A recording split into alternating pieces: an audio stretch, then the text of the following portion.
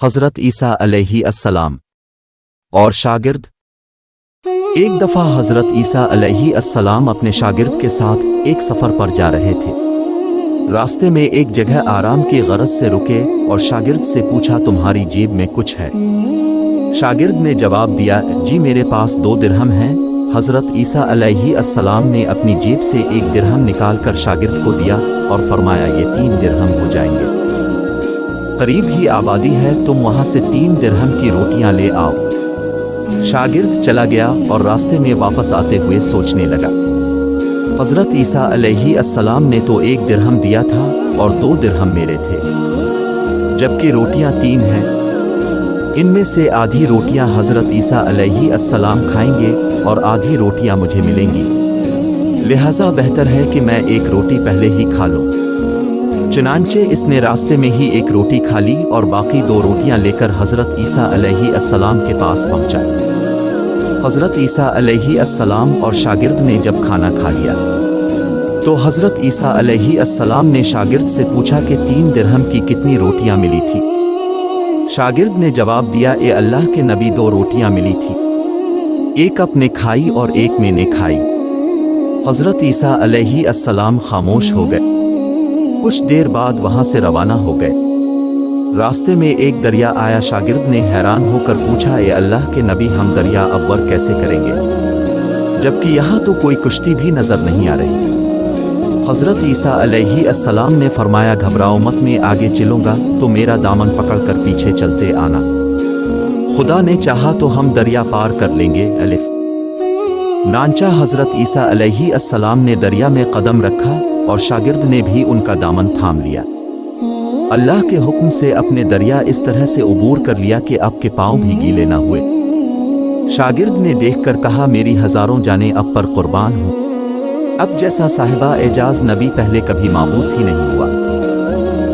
حضرت عیسیٰ علیہ السلام نے فرمایا، یہ معجزہ دیکھ کر تیرے ایمان میں کچھ اضافہ ہوا؟ شاگرد نے جواب دیا، جی ہاں، میرا دل نور سے بھر گیا ہے۔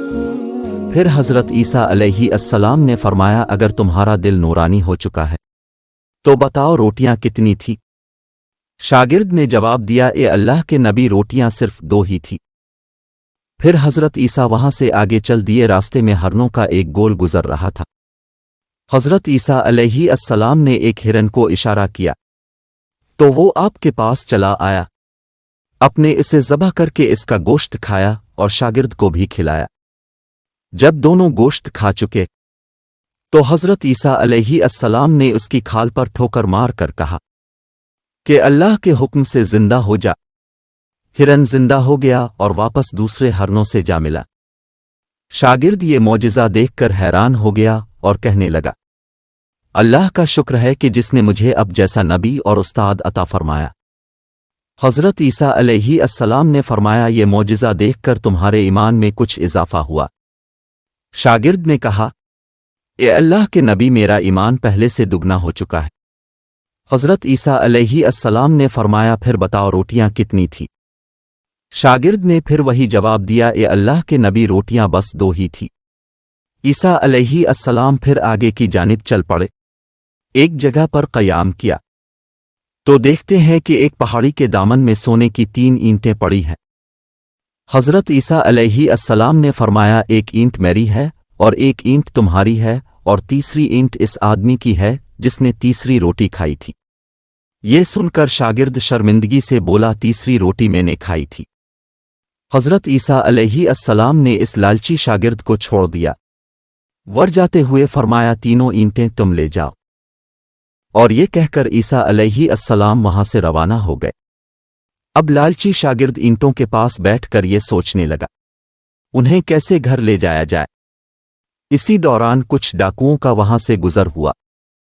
انہوں نے جب دیکھا کہ ایک شخص کے پاس سونے کی 3 اینٹیں ہیں تو انہوں نے اسے قتل کر دیا اور آپس میں کہنے لگے، ہے اینٹیں 3 ہیں اور ہم بھی 3 ہیں، لہذا ہر ایک شخص کے حصے میں 1 اینٹ آئے گی۔ اتفاق سے وہ تینوں ڈاکو بھی بھوکے تھے۔ انہوں نے ایک ساتھی کو پیسے دے کر کہا کہ شہر قریب ہی ہے، تم وہاں سے روٹیاں لے کر آؤ اور کھانا کھانے کے بعد ہم اپنا اپنا حصہ تقسیم کر لیں گے۔